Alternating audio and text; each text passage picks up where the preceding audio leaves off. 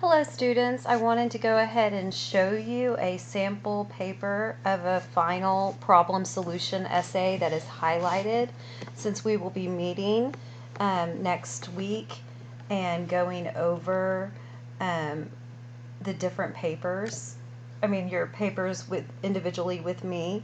I want your papers to be formatted like this paper here. Now, note that I took off the student's name. I'm going to go ahead and create a fake name. I'm going to call this person Mandy Scott. I don't know, just randomly. So again, you should have first and last name. Also, you should have last name before the page number. Okay. In MLA, the heading should also have the date, where it's randomly you put the day and then the month and then the year. Okay, and usually you put the actual due date of the paper. Okay, now one thing I want to point out with the introductions in the problem solution, if you have a personal experience with the issue and a personal story where you are going to share as part of your expertise, that is fine. That is the only time that you can use first person.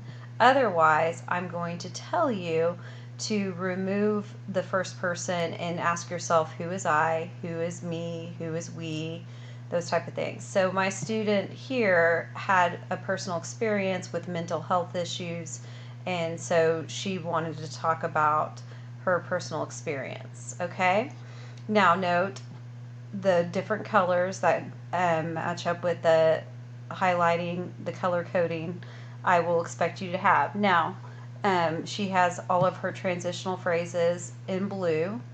Her thesis is yellow. Okay, and the thesis can only be one sentence, and it should address all the main issues. Okay, the main idea in the topic sentence, or the main idea of each body paragraph, should be highlighted purple.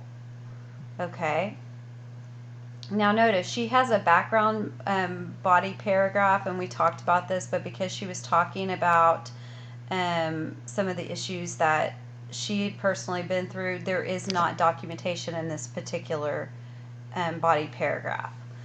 But right here, it goes into, there's setting up, and you see the pink, which is all of the title of the article, the website that it was the article came from, especially if there's no author. Usually I say avoid sources that do not have an author, because it's extremely hard to set up, but as you can see, the student does it really well. So the National Center for Education Statistics, NCES, is a government official entity responsible for gathering, presenting, and analyzing the statistics based around education. Okay, the NCES press release titled "Roughly half of public schools report that they can effectively provide mental health services to all students in need. They present statistical evidence from their extensive research." So then, but she can't just say NCES without first addressing the full title and giving credibility to the organization. Okay. And then you see this is her analysis based on this piece of evidence. Okay. Now, this is one that has an author, and so you can see the student goes into more detail, setting up who the person is, why you should listen to her, and also gives the full title of the article. So, Sheila Minshkvagi, I'm not saying that right, a skilled writer for Nonprofit Quarterly. This is the name of the website or the journal, which is a well-respected national print journal that publishes quarterly magazines, is also a graduate with a master's degree in public health, and currently serves as the director of operations in the Brain Injury Association of Virginia. In her journal article, the top U.S.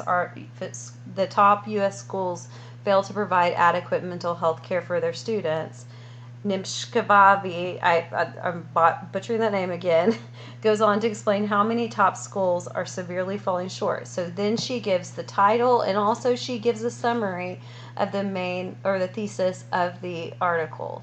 Okay? And then here, even though she is paraphrasing information from the article, she goes ahead and she still sets it up with the last name of the author and uses the signal phrase.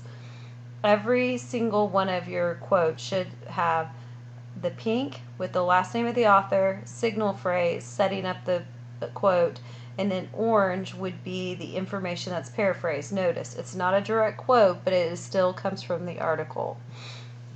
All right, so notice she has a lot of analysis for each one of her quotes, which I expect to see. Sometimes, I mean, it might even be a little much. Okay?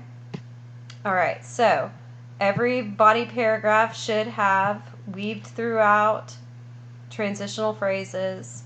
Also, it would be a red flag for you if you do not see any pink or green or orange in a body paragraph. That means that you do not have evidence and you are not giving credit to your source. Okay, so going farther down in the paper, you go into I'm gonna go ahead and go to the conclusion. So she's restating her thesis, so she went ahead and highlighted that yellow. I don't expect it. Notice the works cited page. It has a hanging indent. Okay, it's in alphabetical order.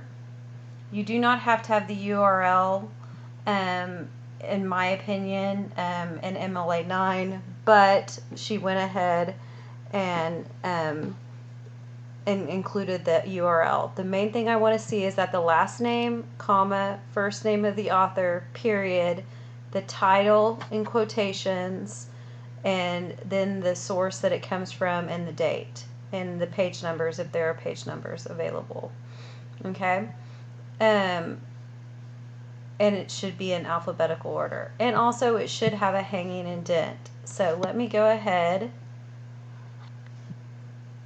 and show you in Google Docs how, if you don't have, let's say you do not have it formatted correctly and it does not have a hanging indent, you can go into align and indent, format, align and indent. Oh, no, sorry. I'm having a moment. Paragraph styles. No, align and indent. No, indentation options. I'm right. Sorry. Ignore me. Indentation options. Okay. And right now you see the left should have 0, right should have 0, and then you do special indent and do hanging and apply, and that will create the special indent. Let me go ahead and show you what a lot of students look like. So format, align and indent, indentation options. Some students don't have the hanging indent, so that would be just none, and it looks like this. Okay, or the student will try to go through and do this, and because again they want to try to make it look like it's correct. So let's say your paper is like this, that is not correctly formatted, so you would need to go into format, align and indent, indentation options, and go down to hanging, and it should have 0 in left and right. Apply. Now that it's done correctly. Okay, this is a correctly formatted paper for the problem solution. She wrote a 10-page paper. She wrote the max. I'm not expecting that much for you. Notice she has, for a 10-page paper, she does have a book. She also has 2 to 3 scholarly articles. So I want you to make sure that that is the main concern I have with the number of sources and the type of sources I expect you to have for this paper. I will go ahead and put a copy of this actual paper so you can read through it more thoroughly and see how she has it set up. That way you will be able to maybe emulate some of the analysis It's an exceptional paper. Okay.